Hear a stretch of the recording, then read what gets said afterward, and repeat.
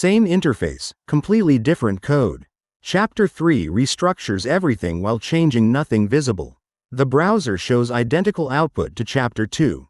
But the PHP behind it now uses 4 named classes instead of 1 anonymous class. Homepage looks the same. Card layout, theme toggle, toast buttons. All working as before. About page. Notice the URL now uses O equals about instead of M equals about. Contact page with the email form.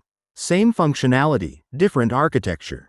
Add X equals JSON to any URL. Every plugin now has an automatic JSON API.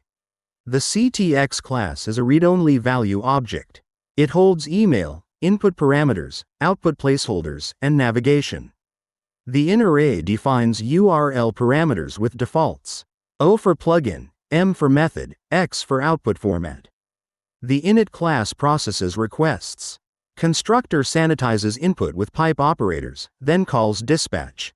The dispatch method uses match true pattern. It validates the class exists, method exists, then invokes it dynamically. The toString method switches output format. JSON or HTML based on the X parameter.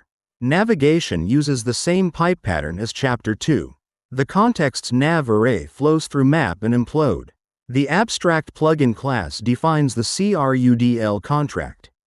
Create, read, update, delete, list. 5 stub methods. The home plugin extends plugin and overrides list. The override attribute ensures the method signature matches. Contact plugin accesses context data. The email address comes from CTX, not hard-coded. One line launches everything. Echo new init new CTX. Context created, request processed, output rendered. That's Chapter 3. 4 classes, plugin dispatch, JSON API same visual output, extensible architecture. Next chapter adds theming with multiple layout options.